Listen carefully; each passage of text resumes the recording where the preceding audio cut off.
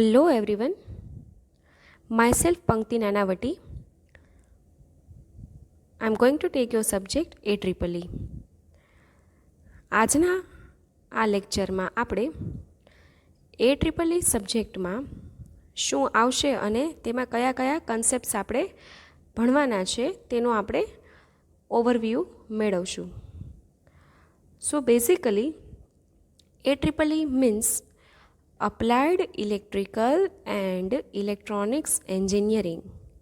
The full form of AEEE is Applied Electrical and Electronics Engineering.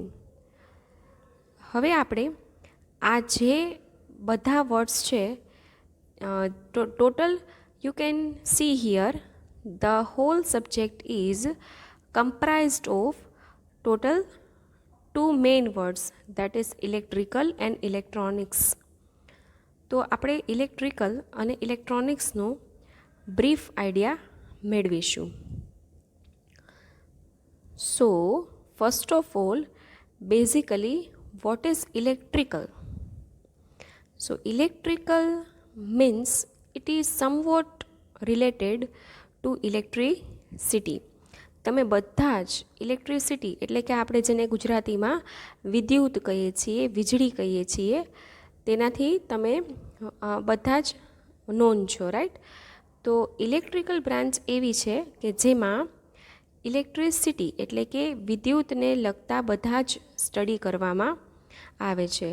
Means electricity production, transmission, distribution, storage, applications, right?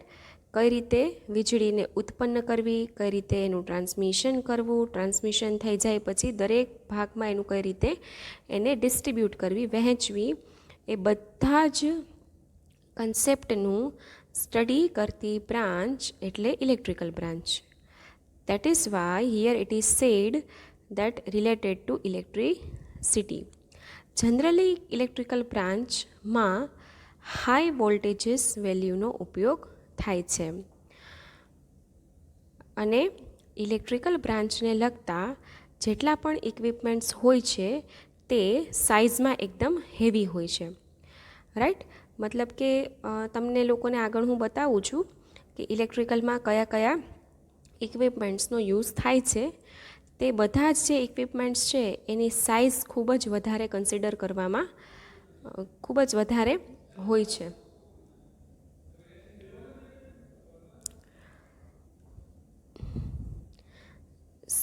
See, these are the electrical appliances that we are using in our daily life. પહેલું વહેલું છે એ છે motor, second જે છે એ generator, third આપણો fan, then fourth image is of transformer. આપણે છે એ ઘણી વખત રસ્તામાંથી પાસ થતા હોય તો બેઝિકલી આપણે આવા થાંભલા ઉપર આવા ટ્રાન્સફોર્મર્સ જોઈએ છીએ, પણ ત્યારે આપણને આઈડિયા નથી હોતો કે આને ટ્રાન્સફોર્મર કહેવામાં આવે છે. એ પણ એક જાતનું ઇલેક્ટ્રિકલ જ ડિવાઇસ છે અને ખૂબ જ મહત્ત્વનું છે. એના પછી છે વોશિંગ મશીન. યસ, એ વોશિંગ મશીનમાં પણ અંદર એક મોટર હોય છે. So washing machine is also an electrical device. અને જે બ્લેક કલરની છે એ છે સર્વો મોટર, રાઈટ? આ બધા અપ્લાયન્સીસ છે that works on based of electrical appliances. એટલે કે આ બધા જ જે અપ્લાયન્સીસ છે એ ઇલેક્ટ્રિકલ પ્રિન્સિપલ પર વર્ક કરે છે. જ્યારે પણ આપણે ઇલેક્ટ્રિકલ અને ઇલેક્ટ્રોનિક્સ શબ્દ સાંભળીએ છીએ ત્યારે આપણને સમવોટ બોથ સીમ્સ સેમ. આપણને એમ થાય કે શું ફેર હોય ઇલેક્ટ્રિકલ ને ઇલેક્ટ્રોનિક્સમાં, પણ બેઝિકલી ઇલેક્ટ્રિકલ પરથી ઇલેક્ટ્રોનિક્સ બ્રાન્ચ આવેલી છે. ઇલેક્ટ્રિકલ બ્રાન્ચ એ છે એ ખૂબ જૂની બ્રાન્ચ છે. પછી એમાં અમુક ચેન્જીસ, એમાં જે અમુક તકલીફો હતી એ ઓવરકમ કરી અને ઇલેક્ટ્રોનિક્સ બ્રાન્ચ લાવવામાં આવી છે. So basically what is electronics? So electronics means that is the electron plus mechanics. તમે જો ઇલેક્ટ્રોનિક્સને છૂટું પાડશો તો તમને મળશે electron plus mechanics. So that is electronics. Okay, હવે તમને ખ્યાલ જ છે બેઝિકલી કોઈ પણ જે એટમ છે એમાં 3 કણ હોય છે, પ્રોટોન, ઇલેક્ટ્રોન અને ન્યુટ્રોન. તો એમાંથી જે ઇલેક્ટ્રોન છે એના જે સ્ટડી છે એને ઇલેક્ટ્રોનિક્સ કહેવામાં આવે છે. સો બેઝિકલી ઇલેક્ટ્રોનિક્સ એટલે એનું જે ફૂલ ફોર્મ થશે તે થશે electron plus mechanics, right. Mechanics એટલે કે ગતિવિધિ. ઇલેક્ટ્રોનિક્સ એક એવી બ્રાન્ચ છે કે જે ઇલેક્ટ્રોનની ગતિવિધિનું સ્ટડી કરે છે. જનરલી ઇલેક્ટ્રોનિક્સમાં લોઅર વોલ્ટેજીસ વેલ્યુ લેવામાં આવે છે. If it is electrical then we have to deal with higher voltages. જ્યારે ઇલેક્ટ્રોનિક્સમાં જે પણ ડિવાઇસીસ છે એ ખૂબ જ લોઅર વોલ્ટેજીસ સાથે ડીલ કરે છે, અને ઇલેક્ટ્રિકલના જે ડિવાઇસીસ છે એ ખૂબ જ હેવી હોય છે, લાઈક મોટર, જનરેટર. જ્યારે ઇલેક્ટ્રોનિક્સ છે તેના જે ડિવાઇસીસ છે એ ખૂબ જ કોમ્પેક્ટ અને સાઇઝમાં ખૂબ જ નાના હોય છે. તેને ઇઝીલી એક જગ્યાએથી બીજી જગ્યાએ તમે લઈ જઈ શકો છો. તો electronics appliances that we are using in our daily lifes, mobile, computer, laptop, IC, બધા જ ઇલેક્ટ્રોનિક્સ અપ્લાયન્સીસ છે કે જે આપણે આપણી ડેલી લાઈફમાં યુઝ કરતા હોય છીએ. હવે ઇલેક્ટ્રિકલને લઈને અમુક જે ટર્મ્સ છે જે it is very basic for your subject. એમાં જે પહેલું ટર્મ છે એ છે એસી અને ડીસી. એસી અને ડીસીથી આમ તો તમે ઘણી વખત સાંભળ્યું હશે એસી અને ડીસી, પણ બેઝિકલી એસી અને ડીસી શું છે? તો AC means alternating quantity. Alternating quantity means either it could be voltage or it could be current. AC એટલે સિમ્પલ આપણે જો એને કન્સિડર કરીએ તો it's a kind of sine wave. એટલે કે એસી જે છે તેમાં જે આપણો પાર્ટિકલ છે, જે ચાર્જ છે, એના મૂવમેન્ટ માટે ઓલ્ટરનેટ ડાયરેક્શન હોય છે. ઓલ્ટરનેટ ડાયરેક્શન મીન્સ થોડાક ટાઈમ માટે એ એક ડાયરેક્શનમાં ફરશે, પછી પાછું એ ઓરિજિન પર આવશે અને અગેન એ રિવર્સ એટલે કે ઊંધી ડાયરેક્શનમાં ફરીથી એ મૂવમેન્ટ કરશે.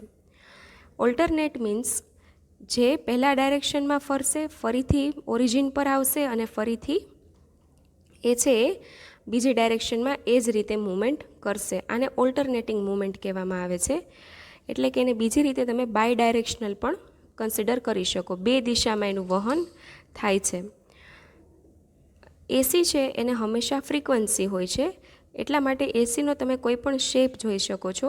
એ સાઇન હોઈ શકે, કોસાઇન હોઈ શકે, સ્ક્વેર હોઈ શકે. જે શેપને આપણે ફ્રીક્વન્સી એટલે કે આવૃત્તિ તરીકે કન્સિડર કરીએ છીએ. ઇન્ડિયામાં છે એ આ ફ્રીક્વન્સી આપણે 50 હર્ટ્ઝ તરીકે લઈએ છીએ. આપણા ઘરમાં જે ઇલેક્ટ્રિસિટી બોર્ડમાંથી ઇલેક્ટ્રિસિટી આવે છે ઇન ટર્મ્સ ઓફ પાવર, એ જે છે એ એસી લાવવામાં આવે છે. 230 વોલ્ટ જનરલી એની વેલ્યુ હોય છે. જરૂરી નથી કે દર વખતે 230 વોલ્ટ હોય, થોડું ઘણું deviation it could B either 240 volt or 210 volt પણ હોઈ શકે છે. પણ વધારે પડતું ડેવિએશન આપણા ઘરના જે અપ્લાયન્સીસ છે એને નુકસાન કરે છે. અહીં તમે એસી છે તેનો શેપ જોઈ શકો છો. It is basically sine wave and it is periodically motion. Periodic motion એટલે કેવી મોશન કે જેમાં તમે છે એ થોડા સમયે પાછા ઓરિજિન પર આવતા હોવ. લાઈક આપણે ઘરે હિંચકો ખાતા હોઈએ તો પહેલાં છે એ આપણે આગળની ડાયરેક્શનમાં જશું, ફરીથી મેઇન પોઈન્ટ પર આવશું અને ફરીથી પાછળની ડાયરેક્શનમાં જશું, ફરીથી પાછળથી મેઇન પોઈન્ટ પર આવશું અને ફરીથી આગળ જશું. આને જે છે એ ઓસિલેટરી મોશન કહેવામાં આવે છે, જેને આપણે ગુજરાતીમાં દોલક ગતિ કહીએ છીએ. તે જ રીતે જે ઘડિયાળ છે તે ઘડિયાળનું જે લોલક છે તેની પણ ગતિ આવી જ કંઈક હોય છે. એક સાઈડ છે એ રાઈટ સાઈડ મૂવ થશે, ફરીથી ઓરિજિન સુધી આવશે અને ફરીથી તે લેફ્ટ સાઈડ જઈ ફરીથી ઓરિજિન સુધી આવશે. તો સાઇન વેવ છે એની પણ આવી જ કંઈક મોશન હોય છે. તો હવે ડીસી શું છે? DC means direct current. It is an electric current which flows only one direction. જેમ તમે અહીં ગ્રાફ જોઈ શકો છો તેમ ડીસી એટલે એવો કરંટ કે જે માત્ર એક જ દિશામાં ફ્લો થતો હોય. That's why the direct word has been used over here. હવે એને જુઓ, કોઈ પણ જાતનો શેપ નથી, એટલા માટે આપણે એવું લખી શકીએ it has no frequency. A common source of DC power is a battery cell in a flash light. એટલે કે તમારે જો ડીસી સોર્સ જોતો હોય તો તેનો સૌથી કોમન સોર્સ જે છે એ બેટરી જે છે એ તમે કન્સિડર કરી શકો. ડીસીનો આપણે સંગ્રહ પણ કરી શકીએ છીએ. અને અહીં તમે જોઈ શકો છો તેમ ડીસીને છે એ વહન માટે માત્ર એક જ દિશાની જરૂર હોય છે, રાઈટ. જ્યારે છે એ એસીમાં આપણે જોયું કે દેટ વર્ક્સ ઓન અલ્ટરનેટલી, એટલે કે એ છે એ બે દિશામાં વર્ક કરે છે. તો હવે તમને કોઈ એમ પૂછે કે એસી અને ડીસી આ બંનેમાં શું તફાવત છે, તો જે એસી છે તે બાય ડાયરેક્શનલ છે, જ્યારે ડીસી જે છે એ યુનિડાયરેક્શનલ છે. એટલે કે એસી જે છે એ કરંટનું વહન માત્ર બે દિશામાં જ કરે છે, જ્યારે ડીસી જે છે એ કરંટનું વહન એક દિશામાં કરે છે. ત્યારબાદ ડીસીને ફ્રીક્વન્સી હોતી નથી, જ્યારે એસીને ફ્રીક્વન્સી હોય છે. ઓકે, આપણા જે ઘરના ડિવાઇસીસ છે like laptop battery, like mobile તમે ચાર્જ કરો છો એ બેટરી, એ બધા જે છે એ ડીસી પર વર્ક કરે છે. સો નાવ વન ક્વેશ્ચન અરાઇઝડ કે ભાઈ જો એમાં ડીસીની જરૂર હોય તો આપણા ઘરે એસી શું કામ ઇલેક્ટ્રિસિટી બોર્ડમાંથી લાવવામાં આવે છે, બરાબર. પીજીવીસીએલમાંથી ઇલેક્ટ્રિસિટી છે એ એસીના ફોર્મમાં કેમ આવે છે? તો જો ડાયરેક્ટ ડીસી આવતું હોત તો આપણે એસી ટુ ડીસી કન્વર્ટ કરવાની જરૂર પડત નહીં. તો એનો જવાબ એ છે કે જ્યારે તમે ટ્રાન્સમિશન કરો છો, ઇલેક્ટ્રિસિટી એક વખત પ્રોડ્યુસ થઈ જાય પછી જ્યારે પણ તમે એનું ટ્રાન્સમિશન કરો છો ત્યારે જે એસી ટ્રાન્સમિશન છે એમાં જે વ્યય છે ઉર્જાનો એ ઓછો થાય છે, જ્યારે ડીસી ટ્રાન્સમિશનમાં ઉર્જાનો વ્યય વધારે થાય છે. એટલા માટે AC transmission will be good rather than DC transmission.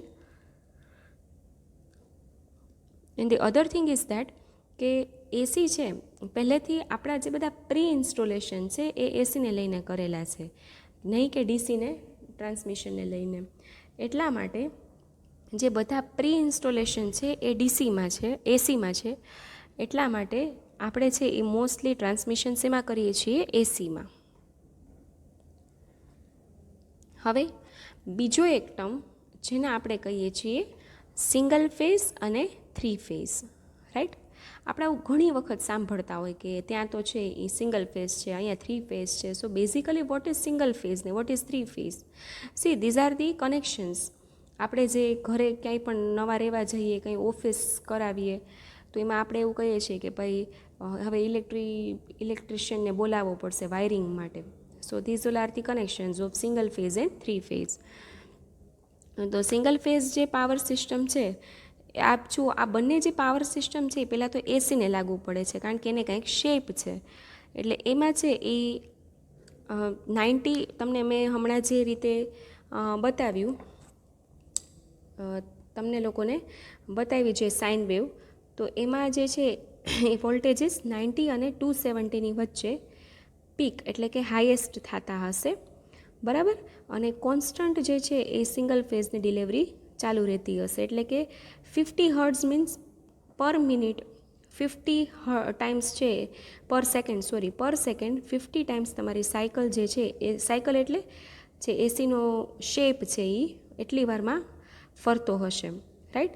એટલે તમારે ટૂંકમાં જ્યારે ઓછા વોલ્ટેજની જરૂર છે ત્યારે તમે છે એ સિંગલ ફેઝનો યુઝ કરી શકો છો. 230 વોલ્ટ આપણે બધા ઘરે સિંગલ ફેઝનો યુઝ કરીએ છીએ અને એમાં છે એ માત્ર એક ફેઝ વાયર હોય છે અને એક ન્યુટ્રલ હોય છે, રાઈટ. અને એના વોલ્ટેજીસ છે આપણે 230 વોલ્ટ જેટલા કન્સિડર કરીએ છીએ. જ્યારે આપણે વધારે વોલ્ટેજીસની, વધારે વેલ્યુના વોલ્ટેજીસની જરૂર છે ત્યારે આપણે થ્રી ફેઝનો ઉપયોગ કરીએ છીએ. અને થ્રી ફેઝ જે છે એ છે એ જનરલી છે એ 440 વોલ્ટ તરીકે કન્સિડર કરવામાં આવે છે. અને થ્રી ફેઝ એકચ્યુઅલી ક્યારે વાપરવામાં આવે છે? જ્યારે પણ ઝેટકોમાં પાવરનું જનરેશન થાય છે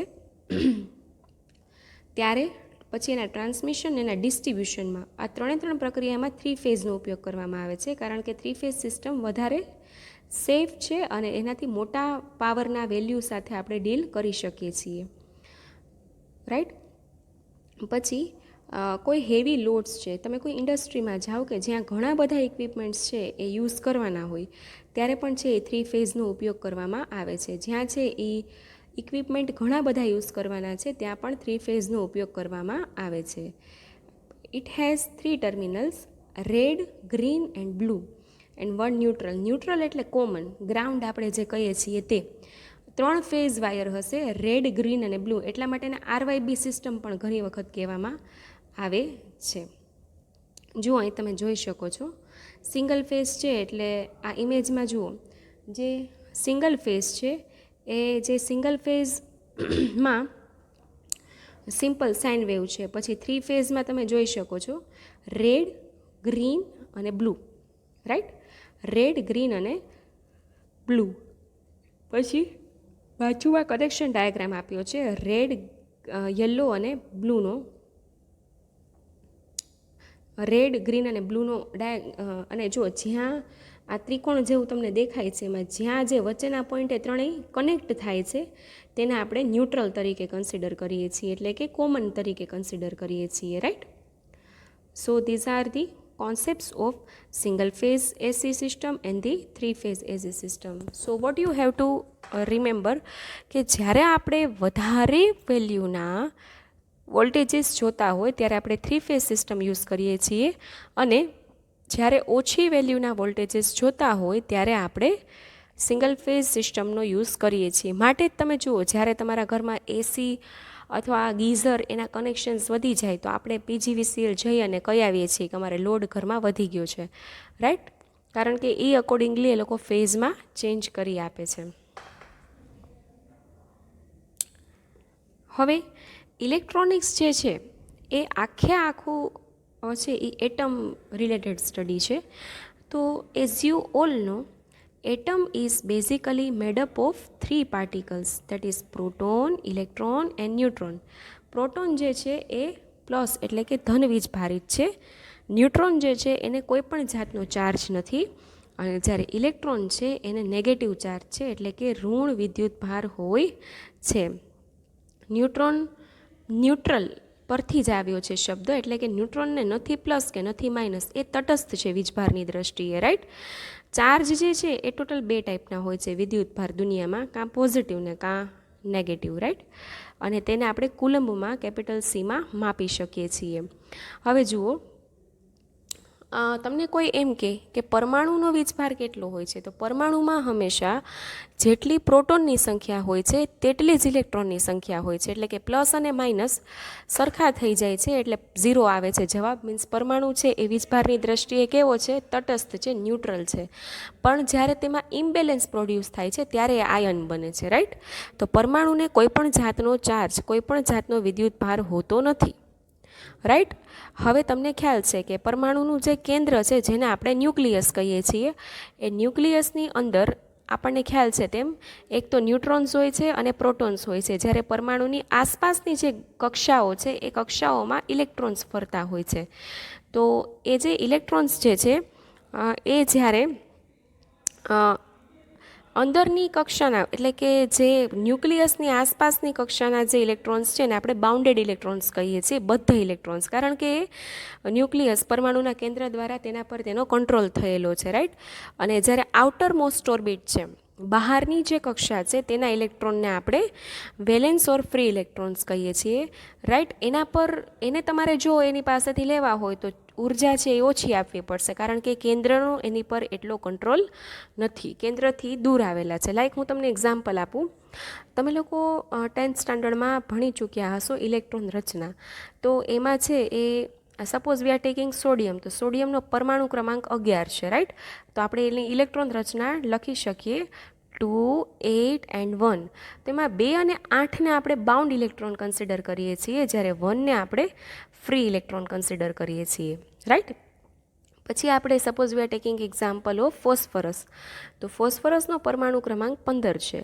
તો એની ઇલેક્ટ્રોન રચના થશે 2, 8 અને 5. એમાં જે 2 અને 8 છે કે જે પોતાની કક્ષા સંપૂર્ણ કરી ચૂક્યા છે તેને આપણે બાઉન્ડ ઇલેક્ટ્રોન્સ એટલે કે બદ્ધ ઇલેક્ટ્રોન કહીએ છીએ.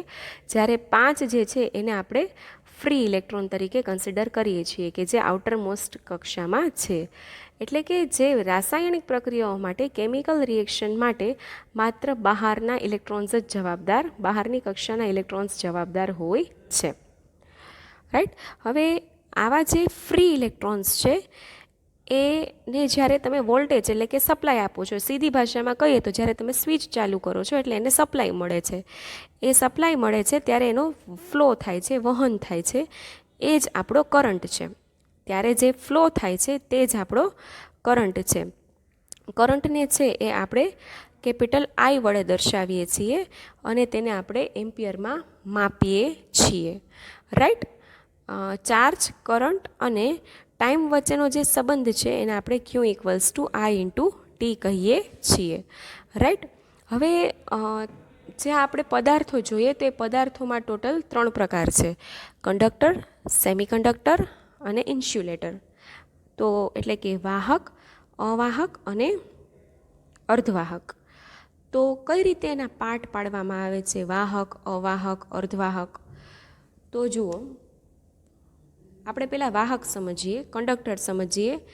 જે મટીરિયલ ઇલેક્ટ્રિસિટીને ઇઝીલી પાસ કરી શકે છે તેને આપણે કંડક્ટર એટલે કે વાહક કહીએ છીએ. ફોર એક્ઝામ્પલ, કોપર, સિલ્વર અને એલ્યુમિનિયમ. અને એની જે છેલ્લી કક્ષા છે એમાં હંમેશા 1, 2 કે 3 ઇલેક્ટ્રોન આવેલા હોય છે અને તે ગુમાવવાની વૃત્તિ ધરાવે છે. રાઈટ. પછી આપણે છે એ એવું મટીરિયલ લઈએ કે જેમાંથી ઇલેક્ટ્રિક કરંટ પાસ નથી થઈ શકતો, તેને આપણે ઇન્સ્યુલેટર અથવા અવાહક કહીએ છીએ. દાખલા તરીકે વુડ છે, પેપર છે, પ્લાસ્ટિક છે. રાઈટ. અને જેની છેલ્લી કક્ષામાં 5, 6 કે 7 ઇલેક્ટ્રોન આવેલા હોય છે કે જે છે એ ઇલેક્ટ્રોનને મેળવવાનો આગ્રહ રાખે છે. અને સેમિકન્ડક્ટર એટલે કે અર્ધવાહક એટલે શું? તો કે એવા મટીરિયલ, રાઈટ, એવા મટીરિયલ કે જે છે એ જેમાં આપણે કેમ સેમી ફાઇનલ હોય કે હજી આપણે જીત્યા પણ નથી કે હાર્યા પણ નથી, તે જ રીતે સેમિકન્ડક્ટર મીન્સ જેની જે કરંટ પોતાનામાંથી પાસ કરવાની જે કેપેસિટી છે તે વાહક કરતાં વધારે અને વાહક કરતાં ઓછી અને અવાહક કરતાં વધારે હોય. વાહક કરતાં ઓછી અને અવાહક કરતાં વધારે હોય, more than insulator and less than conductor, એને આપણે કહીએ છીએ સેમિકન્ડક્ટર એટલે કે અર્ધવાહક. Right. For example, silicon, germanium, gallium. અને તમને જો સ્પષ્ટ ભાષામાં કહીએ તો તેની છેલ્લી કક્ષામાં એક્ઝેક્ટ 4 ઇલેક્ટ્રોન્સ આવેલા હોય છે. બરાબર. એક્ઝેક્ટ 4 ઇલેક્ટ્રોન્સ આવેલા હોય છે, તેને આપણે કહીએ છીએ સેમિકન્ડક્ટર. તો આ રીતે મટીરિયલને આપણે તેના ઇલેક્ટ્રિસિટી પાસ કરવાના ગુણધર્મના આધારે તેને આપણે ટોટલ 3 ભાગમાં વિભાજિત કરી શકીએ છીએ. That is conductor, insulator and semiconductor. તો આ જે હતો એ બેઝિક ઓવરવ્યૂ હતો સબ્જેક્ટનો. રાઈટ. હવે આપણો જીટીયુનો સિલેબસ શું છે? બરાબર, કે આપણે આખા સબ્જેક્ટમાં શું ભણવાનું છે. રાઈટ. એ જરા આપણે જોઈ લઈએ. ટોટલ તમારે આ જે સબ્જેક્ટ છે તે 150 માર્ક્સનો રહેશે, જેમાંથી 70 માર્ક્સનું જીટીયુનું પેપર હશે, 30 માર્ક્સની મિડ સેમ એક્ઝામ હશે, અને એટલે 70 ને 30, 70 + 30 દેટ વિલ બી 100. અને જે 50 માર્ક્સ છે એ 50 માર્ક્સમાં તમારે છે એ વાઇવા અને પ્રેક્ટિકલ હશે. રાઈટ. તો હવે આ સબ્જેક્ટ છે એમાં ટોટલ 5 યુનિટ્સ આવેલા છે. આ સબ્જેક્ટમાં 5 યુનિટ છે. એમાં જે પહેલાં 3 યુનિટ છે that is based on electrical, અને જે લાસ્ટ 2 યુનિટ્સ છે એ બેઝડ ઓન ઇલેક્ટ્રોનિક્સ. પહેલાં 3 યુનિટ છે ઇલેક્ટ્રિકલ બેઝડ છે, જ્યારે લાસ્ટ 2 યુનિટ્સ છે ઇલેક્ટ્રોનિક્સ બેઝડ છે. રાઈટ. માં સૌથી પહેલું જે ચેપ્ટર છે તેમાં તમારે આવશે fundamentals of electrical engineering and magnetic circuit. Okay, એટલે એમાં તમારે શું કરવાનું છે, ઇલેક્ટ્રિકલ અને મેગ્નેટિકનું બધું બેઝિક ભણવાનું છે. જુદી જુદી જાતની ડેફિનેશન્સ આવશે, પછી ઇલેક્ટ્રિસિટી કેવી રીતે પ્રોડ્યુસ થાય છે એ આવશે, મેગ્નેટિક ફિલ્ડના અમુક અમુક કોન્સેપ્ટ આવશે. આ બધું જે છે એ પહેલા ચેપ્ટરમાં તમારે કવર કરવાનું રહેશે. વોલ્ટેજ, કરંટ, રઝિસ્ટર, ઓહમ્સ લો, આ બધું જે એકદમ બેઝિક છે કે જેના વગર ઇલેક્ટ્રિકલનું સ્ટડી ના કરી શકાય, એ બધું ફર્સ્ટ ચેપ્ટરમાં આવશે. એના પછી જે છે એ સેકન્ડ ચેપ્ટર, એ છે electrical components, tools and instruments, right. એટલે કે એમાં જે છે એ હવે આ ઇલેક્ટ્રિકલમાં કમ્પોનન્ટ્સ કયા કયા વપરાય છે, ટૂલ્સ ને ઇન્સ્ટ્રુમેન્ટ કયા કયા વપરાય છે, રાઈટ. તો લાઈક તમે જોઈ શકો છો કે વાયર્સ અલગ અલગ આપણે યુઝ કરતા હોય છે, તો you have to study the types of wires. પછી તમારે અલગ અલગ સ્વિચીસ ભણવાની છે, સોકેટ્સ ભણવાના છે, પ્લગ્સ ભણવાના છે, કેબલ્સ, અંડરગ્રાઉન્ડ કેબલ્સ ભણવાના છે, રાઈટ. પછી અલગ અલગ ડિવાઇસીસ લાઇક CRO, કેથોડ રે ઓસિલોસ્કોપ, મીટર્સ છે એ મલ્ટીમીટર છે, ક્લિપ ઓન મીટર છે, ટેસ્ટર, વોલ્ટમીટર, એ મીટર, એનર્જી મીટર, આ બધું જે છે ટૂંકમાં પૂરેપૂરું ટૂલ્સ અને અપ્લાયન્સીસ રિલેટેડ સેકન્ડ ચેપ્ટર છે.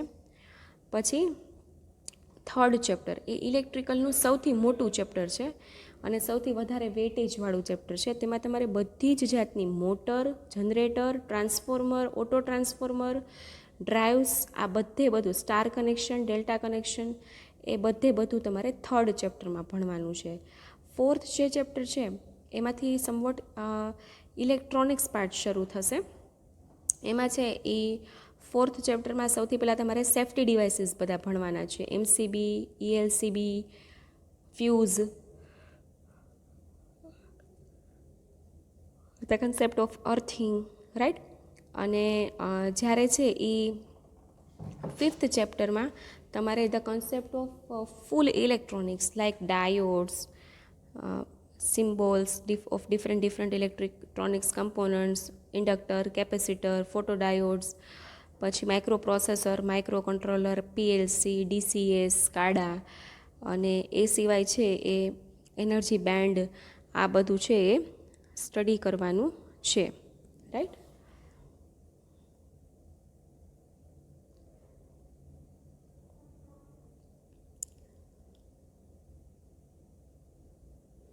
Okay, thank you.